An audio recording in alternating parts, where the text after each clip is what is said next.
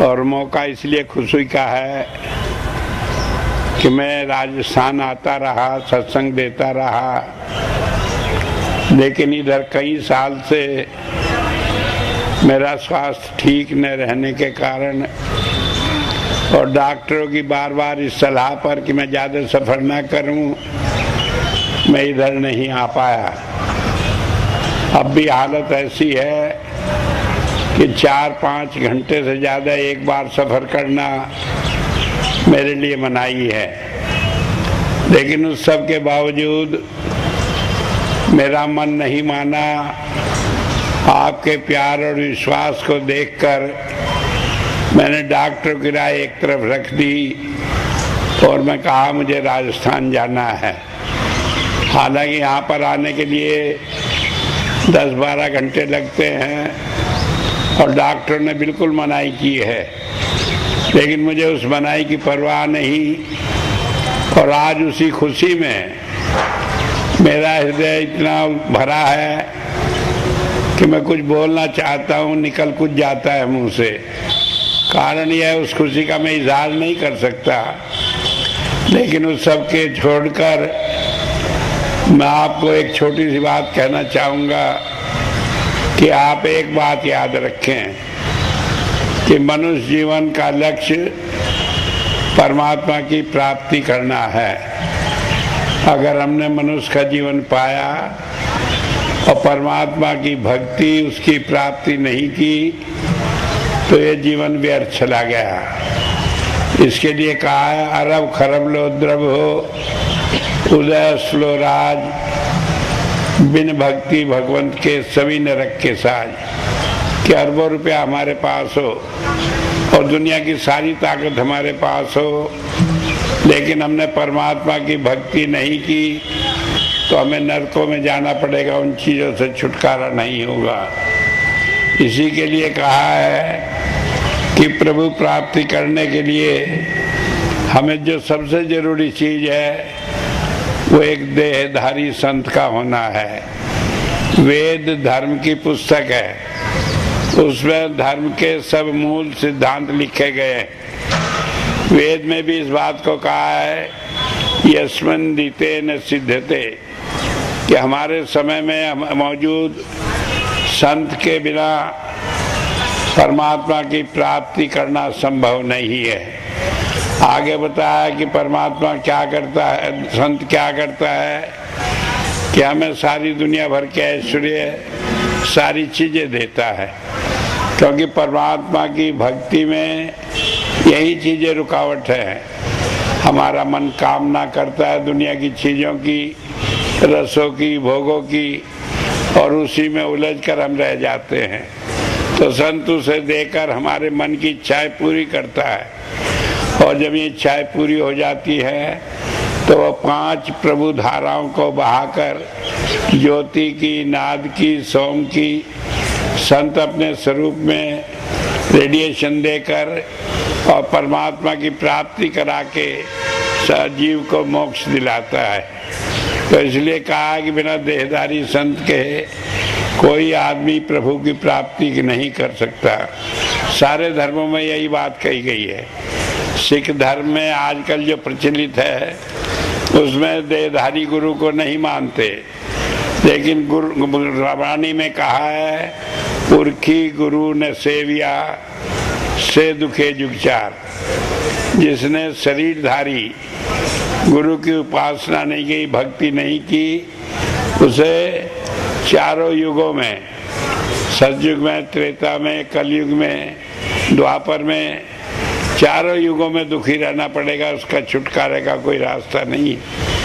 इसी तरह बाइबल में कहा गया है, उसमें कहा, no one can enter into the kingdom of God except through मी।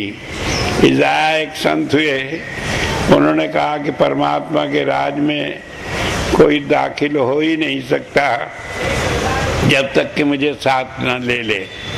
ईसा मसीह ने कहा, I am the door of kingdom of God, कि परमात्मा के राज का मैं ही दरवाजा हूँ। दरवाजे से ही किसी के घर में दाखिल हो सकते हैं। तो कहा परमात्मा के राज में दाखिल होना हो तो मेरे साथ आना पड़ेगा, मेरे द्वारा जाना पड़ेगा, तभी वो परमात्मा की प्राप्ति करेगा। तो एक बात ये समझ लेने की है, जब तक देहधारी संत हमें नहीं मिलेगा, हमें परमात्मा की प्राप्ति का रास्ता मिलता नहीं है। और इसीलिए कहा है, राम कृष्ण से को बड़ो तिन भी तो गुरु कीन, चार लोग के नायका गुरु आगे अधीन। कि गुरु राम और कृष्ण से कौन बड़ा है? वो त्रिलोकी के मालिक हैं, लेकिन इसके बावजूद उनके बिना उन्होंने भी गुरु किया, और जब उन्होंने गुरु किया हम कहने लगे हम बिना गुरु के पार कर लेंगे, परमात्मा की प्राप्ति कर लेंगे, तो ये संभव नहीं है। तो एक बात समझ लेने की है कि अगर हमें परमात्मा की प्राप्ति करनी है तो हमें देहधारी गुरु की शरण में जाना ही पड़ेगा। अब जब हम देहधारी गुरु की शरण में जाते हैं तो क्या होता है? पहली बात यह है कि देहधारी गुरु हमें अपने आप से नहीं मिलता, हमारे पिछले कर्म होते अच्छे तब हमें मिलता है। एक सूफिया कलाम है, उसमें कहा है, तेरे दर पे आना मेरा काम था, मेरी बिगड़ी बनाना तेरा काम है। कि एक जीव का काम क्या होता है कि उस संत के दरवाजे पर आ जाए, इससे ज़्यादा कुछ नहीं होता। अगर कोई कहे कि मैंने भक्ति की, मैं भक्ति करूँगा और अब अपनी भक्ति के सहारे में मोक्ष प्राप्त कर लूँगा, तो यह असंभव है। क्योंकि जहाँ मैं शब्द आया तहाँ अभिमान आ जाता है, तब हमारा सारा भजन, सारी बातें बेकार हो जाती हैं। तो यह तो सब गुरु कृपा से मिलता है। इसलिए गुरुवाणी में भक्ति को गुरु प्रसाद कहा है। गुरु प्रसाद का मतलब गुरु ने जो प्रसाद दे दिया, प्रसाद पर हमारा हक नहीं होता, ये गुरु की दया होती है, वो जितना दे दे। तो इसलिए पहली बात कही है कि हमारा काम तो उसके दरवाजे तक आना है। और दरवाजे तक हम कब आते हैं? जबकि पिछले जन्मों के अच्छे कर्म होते हैं, तब हम संत की शरण में आते हैं। संत की कोई पहचान नहीं होती बाहरी। संत के पास आना, संत को पहचानना, ये हमारे बस की बात नहीं होती, बल्कि हमारे पिछले जन्मों के कर्म होते हैं। और जब वो कर्म इतने अच्छे होते हैं कि हमें संत का दर्शन हो जाए, यही संभव है। अन्यथा अपने आप ने तो हम संत को पा सकते हैं, न उसकी शरण में जा सकते हैं, न कोई काम कर सकते हैं। मेरे जीवन में तो अनेक ऐसी घटनाएं मैंने देखा कि लोगों ने कहा कि हम अपने आप आएंगे आपकी शरण में, और वो इस दुनिया के बखेड़े में उलझ गए, कभी आ नहीं सके। एक बार मैं आसाम गया, तो वहाँ पर गुवाहाटी में मेरा प्रोग्राम था। तो शाम को एक भाई आए, बड़े भाव में बड़े शब्द सुनाए और कहने लगे, मैं नाम तो लूँगा लेकिन मैं आप ही आऊँगा। मैंने कहा मौका है, ले लो, अपने आप कब आओगे कब नहीं आओगे कुछ मालूम नहीं। वो बड़े अभिमान में था, कहने लगे मुझे कोई नहीं रोक सकता, मैं आऊँगा। तो उसके बाद वो न संडीला आया, न नाम लिया। जब उनसे पूछा तो उन लोगों को बताया, कहने लगे कोई मौका ही नहीं लगता, मेरा भाग्य ऐसा नहीं है। तो एक बात सोच ले, ये हमारे जो पिछले जन्मों के कर्म होते हैं, जब हमें संत मिलता है, तो जब संत मिलता है तो इसमें कहा है, तेरे दर पे आना मेरा काम था। ये दर पे आने का क्या मतलब है? संत का कोई मकान नहीं कि उसके दरवाजे पे कोई आए, क्योंकि संत तो आज ये आया, कल वहाँ, परसों वहाँ है, रोज घूमता फिरता रहता है। तो दर क्या है? संत का दर क्या है? यह स्थान संत का दरवाजा है, क्योंकि अंदर 10वां द्वार जो है वो परमात्मा का घर है। उस घर का दरवाजा कहाँ है? ये 10वां द्वार है। तो कहा कि यहाँ तक आना मेरा काम था, क्योंकि जब हम जाते हैं संत की शरण में, हम जब नामदान की इच्छा करते हैं, प्रार्थना करते हैं, तब हमें नामदान मिलता है। एक बात मैं बता दूं कि यह हमारे कर्मों के कारण है, लेकिन संत जब तक हम अपने आप नहीं कहते, तब तक वो अपने आप नामदान नहीं देता। क्योंकि बताया गया है, कहा गया है, एक मर्यादा कायम कर दी परमात्मा ने कि काल जो है वो उसका काम करता है कि जिनके कर्म जैसे हैं उसके अनुसार उसे सजा देता है। तो ऐसा है जैसे मजिस्ट्रेट हो, जैसे कर्म हो वैसे उसे सजा देगा। लेकिन दयाल पावर जो है, जो जीव के भाग में होता है, जो उसकी शरण में आ जाते हैं, उन्हें काल के चंगुल से निकाल कर और परमात्मा के मिलान करा देता है। तो उसका काम है कि जीव जो उसके पास आए उसे ले जाए। तो दोनों एक दूसरे के ज्यूरिडिक्शन में दखल नहीं देते। काल जो है संत के शरण में जो जीव हो उसे पकड़ कर ले जा नहीं सकता।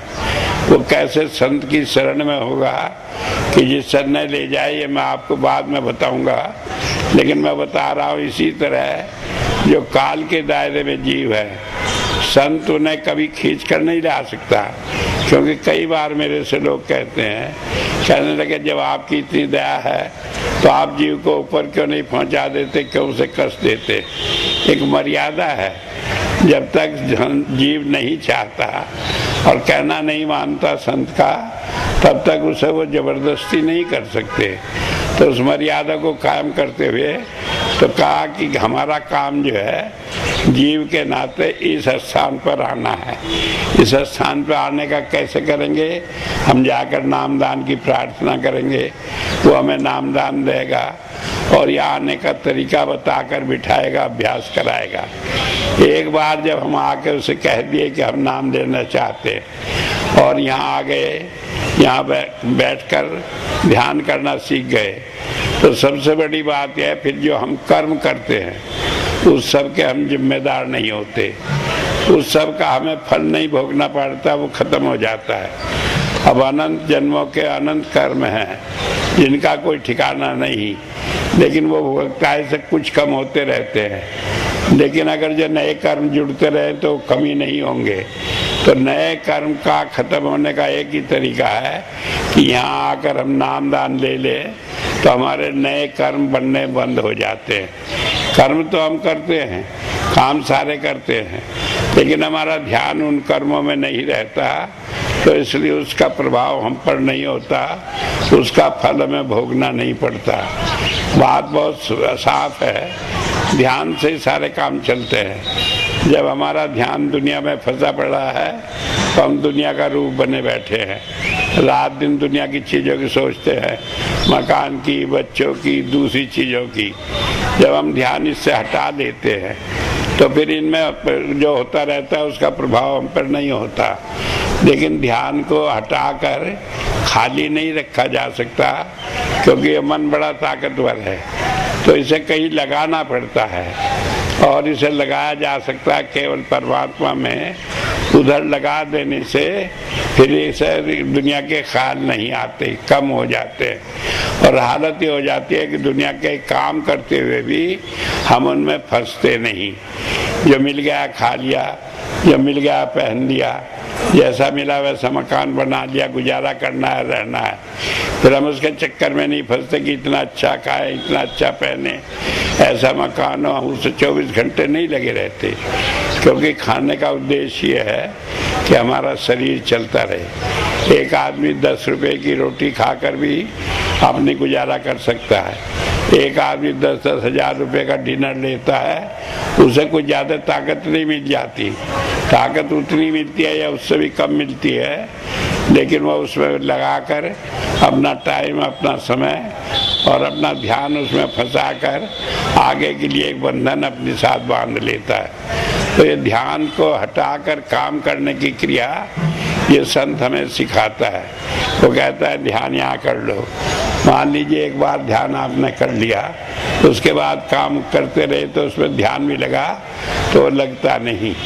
ऐसा हो जाता है जैसे पानी हो, उसके बीच में एक लाइन खींच दो लाठी से, तो पानी एक दफ़े लगता है बट गया, लेकिन तुरंत ही वो बटाव खत्म हो जाता है, फिर वो अलग नहीं रहता।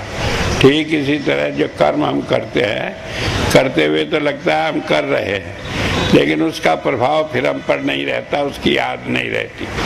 वरना तो कर्म का इतना बड़ा बंधन है कि एक कर्म आपने जो कर लिया, जब तक उसे भुगत नहीं लेते, चाहे 1000 जन्म हो जाओ, वो जाता नहीं। तो इसलिए बताया, इससे बंधन छूटने का एक तरीका बता दिया कि हम संत के कहना माने। संत का कहना मानना क्या है कि पहले हम इस दरवाजे पर आ गए। जब हम इस दरवाजे पर आ गए, उसका कहना मानने लगे, तो हमारा काम खत्म हो गया। आप सोचे कि भक्ति हम करें, भजन हमारा नहीं बनता, ये काम उसका है, अपने आप कराएगा। मैंने कई बार, हजारों बार इस बात को याद दिलाया। जैसे 1982 में पहली बार जब लोगों ने स्वर्ण जयंती मनाई, तो मैं उसमें कहा था कि महाराज जी ने कहा है मुझे, ये वायदा किया है कि जो मेरे साथ जुड़े रहेंगे उन सबको मोक्ष मिलेगा। लोग बड़े खुश हुए, तालियां बजाई।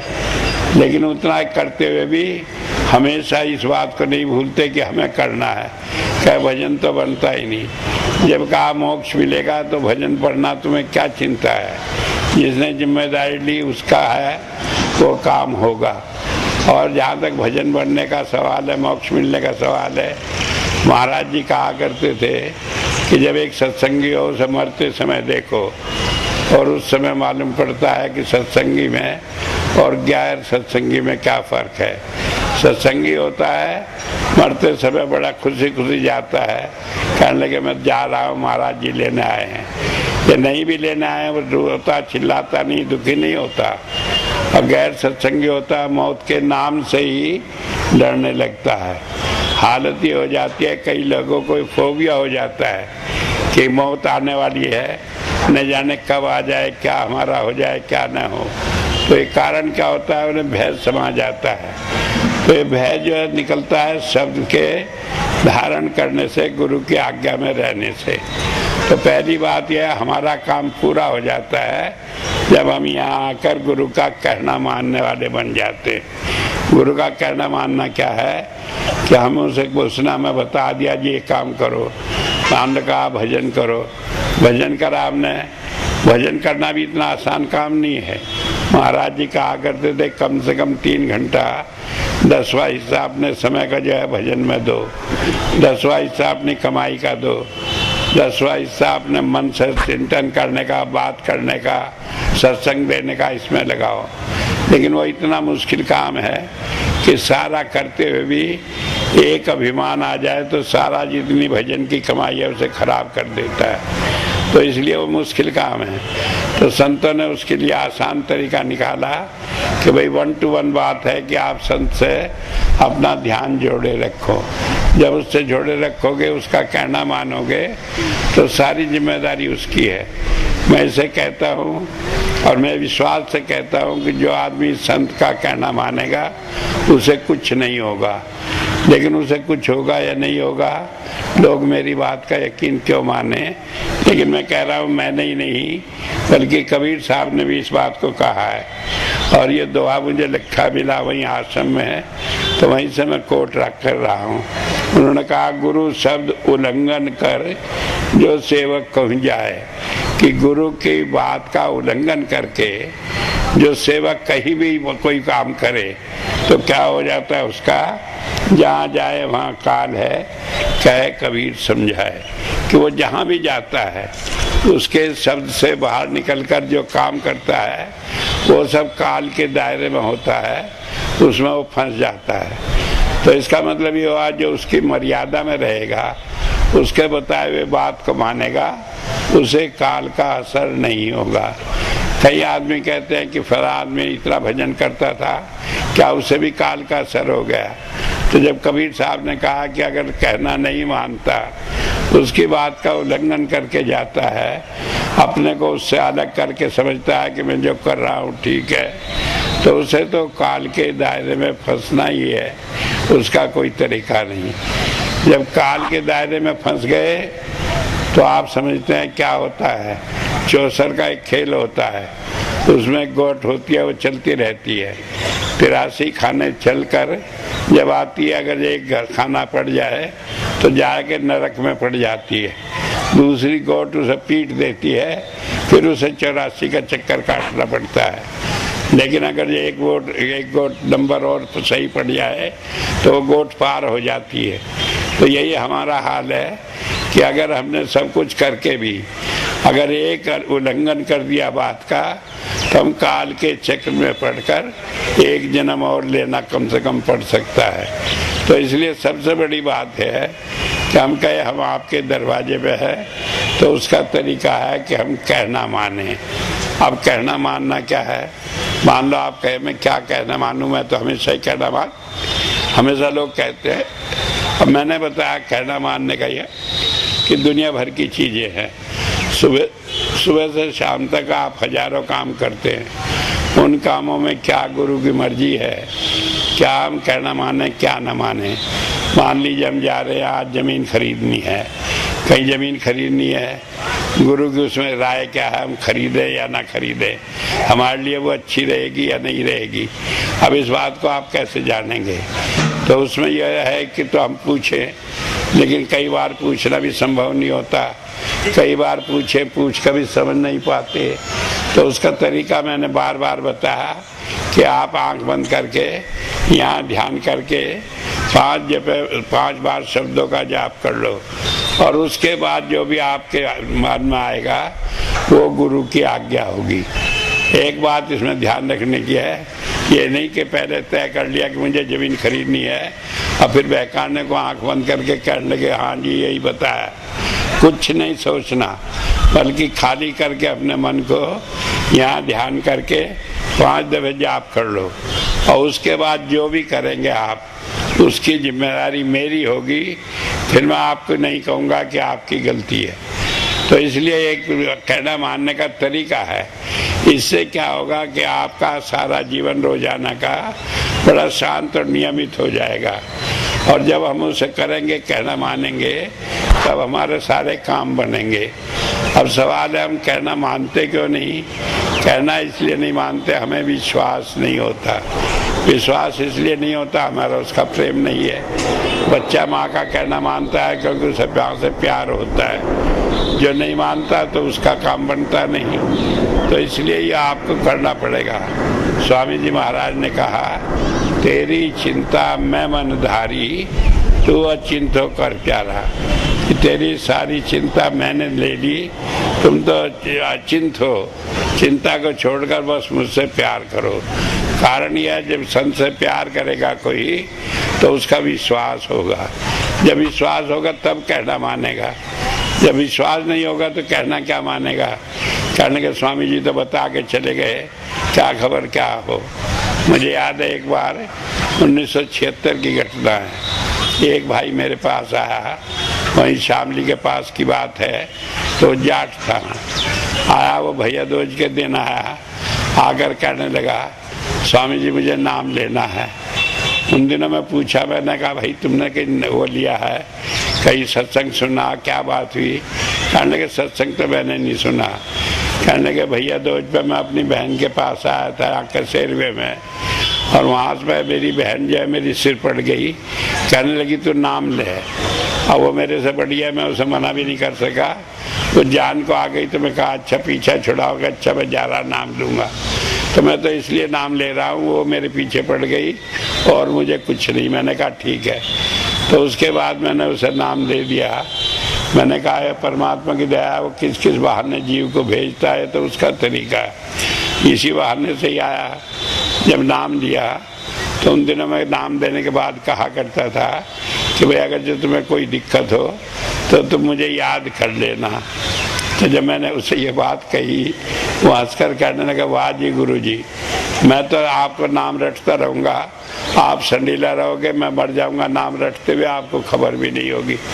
जब उसने बात कही तो मैं कहने लगा तुम फिक्र ना करो, नाम लेना। कहने लगा अच्छा। वो चला गया।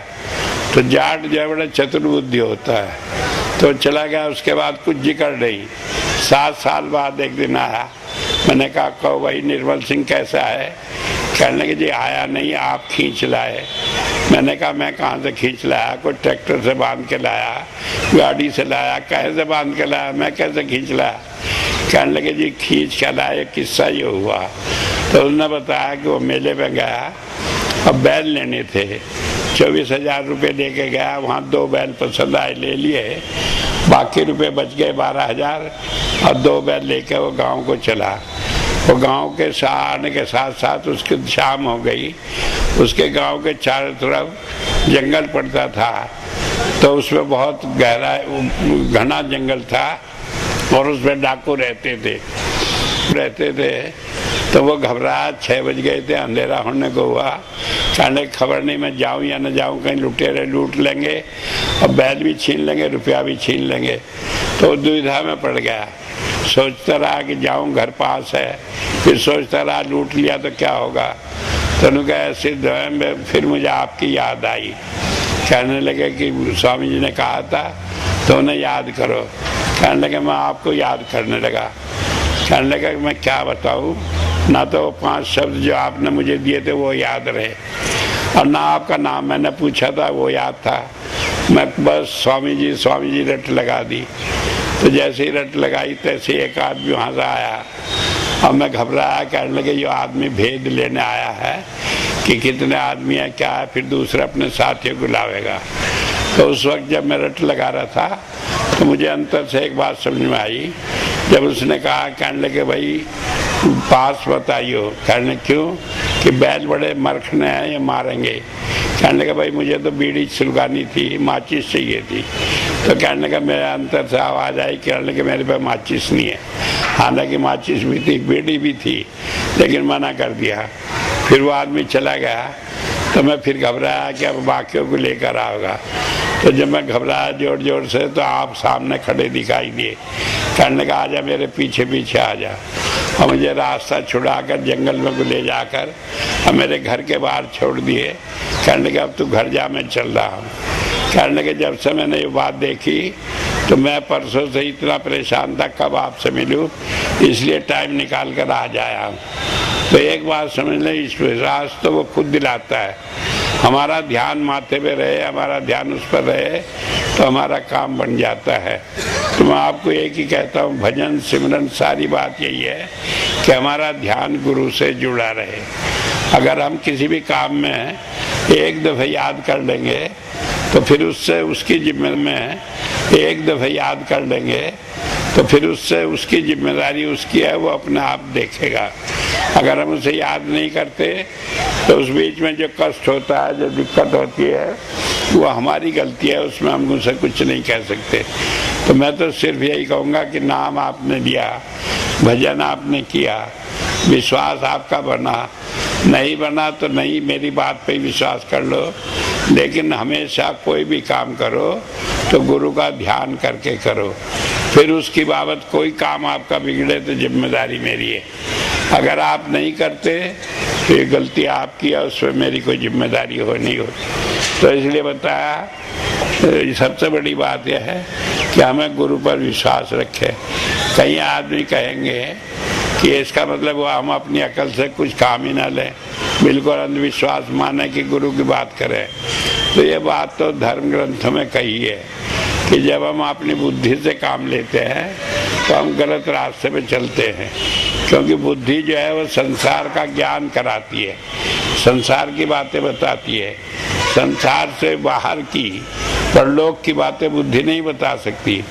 इसलिए धर्म ग्रंथों में बड़ा साफ कहा है कि बुद्धि से काम नहीं चलता, बल्कि ब्रह्म ज्ञान से, जो परमात्मा ज्ञान हमें देता है, उससे काम चलता है। ज्ञान 2 तरह का, एक मानव का ज्ञान है, जैसे हम कोई काम करते हैं, एक ब्रह्म ज्ञान है। ब्रह्म ज्ञान सही होता है क्योंकि मनुष्य का ज्ञान तो हुआ है जितना हमने देखा। अब हम यहाँ बैठे देखे इतना आदमी यहाँ है, तो ये तो मनुष्य का ज्ञान है। बाहर कितने हैं, आगे कितने आने वाले हैं, पीछे कितने होकर चले गए, ये सब ब्रह्म ज्ञान है। तो ये ब्रह्म ज्ञान जो है वही कंप्लीट होता है। तो इसलिए अपनी बुद्धि को एक तरफ रख के आप ये मत सोचें कि बेवकूफ़ बनकर हम अंधविश्वास में गुरु को चल रहे हैं। अंधविश्वास नहीं, बल्कि वो हमें अंतर में परमात्मा के ज्ञान से जोड़ देता है। वो हमेशा हमारी संभाल करता है और उसके साथ हम काम करते हैं। तो इसलिए ध्यान रखें कि हर काम उसका करें। दूसरी बात यह, गुरु का कहना मानने में एक बात रुकावट हो जाती है, हमारा दुनिया की चीज़ों में मन फंसना। हम चाहते हैं मकान हो, कोठियाँ हो, नौकरी हो, अच्छी जगह काम लगे, सब कुछ लगे। लेकिन एक बात आप समझ लें कि हमें जो भी संसार में मिलना है वो सब परमात्मा ने पहले से निश्चित कर दिया। उसमें से कोई अदल बदल नहीं होती। जो हम अदल बदल अपनी कोशिश से करते हैं तो उसमें पछताते हैं, परेशान होते हैं और बाद में फिर हमें वही बातें माननी पड़ती हैं। इसलिए इस बात को छोड़कर कि हम क्या करें क्या न करें, अगर उसमें कोई बदल करेगा तो परमात्मा ही करेगा। तो हमारी जो इच्छा है वो हम अपने मन में परमात्मा को कह लें या अपने मन में ही दोहरा लें, लेकिन और किसी को न कहें। अगर वो बात दूसरे को पता लग गई तो काल के हाथों चढ़ जाएगी, वो आपकी कमी का फायदा उठाएगा। अगर वो बात आप तक और परमात्मा तक रही, आपने किसी को नहीं कही, तो वो आपका काम परमात्मा सुनकर काम पूरा करेगा। तो एक बात ये ध्यान रखें, कोई प्रार्थना हो, कोई काम हो, कुछ कहना हो, किसी से न कहें। जो कहना परमात्मा से कहें और उसका कहने का तरीका है ध्यान अपना ऊपर करके उस बात को ध्यान रखें तो वो परमात्मा तक पहुंच जाती है। इसलिए बात ध्यान रखेंगे और इसमें एक काम और करेंगे। कहीं कहीं अपनी बुद्धि से फैसला करना पड़ता है, तो जब कोई फैसला करे तो उसमें देखें गॉड फर्स्ट वर्ल्ड नेक्स्ट, कि पहले हमें परमात्मा की प्राप्ति हो, उससे हमें दूर ना हो और फिर दुनिया की बातें सोचें। कई आदमी सोचते हैं कि ये काम हो जाए, परमात्मा की भक्ति तो बाद में कर लेंगे। जब हमने परमात्मा की भक्ति बाद के लिए छोड़ दी तो हमारे काम बिगड़ जाते हैं, फिर बनते नहीं हैं। तो एक बात ये ध्यान रखें, गॉड फर्स्ट वर्ल्ड नेक्स्ट। दुनिया का कोई काम हो, कई आदमी को मैं कहता हूँ ये काम कर लो, कहने लगे मन नहीं मानता। मैं पूछता हूँ मन हमारे तुम्हारे बीच में आया कब से? मन तो काल का अवतार है। अगर जो उसे गुरु को अपने बीच में रख लोगे तो आपका जो जुड़ेगा कैसे ध्यान गुरु से? फिर तो आप काल के चक्कर में भेजना मतलब पड़ गए। इसलिए मन की बात छोड़कर परमात्मा की बात रखें, क्योंकि परमात्मा तो संत के अंदर है। तो परमात्मा से बात करना, संत से बात करना है। कहा है हमेशा धर्म पुस्तकों में, बाइबल में कहा है, it is not I but God speaks through me, कि मैं नहीं बोलता, मेरे अंदर बैठकर परमात्मा बोलता है। इसी तरह वेदों में कहा कि संत जो है वो परमात्मा का मुंह है। परमात्मा बोलता है, कैसे बोलता है? संत के अंदर बैठकर बोलता है। उसके मुंह से जो बात निकलती है वो परमात्मा की वाणी है। इसलिए आप इसमें बीच में मन को न लाए। मन को जब बीच में लाएंगे तो झंझट खड़ा होगा। एक बात और है कि 5 विकार है जो हमें इस संसार में फंसा देते हैं। काम, क्रोध, लोभ, मोह, अहंकार, ये 5 हैं। इनमें से कोई सभी एक के चक्कर में आप पड़ जाए तो जिंदगी बर्बाद हो जाती है। वो हमें दुनिया के धक्के खिलवाता है।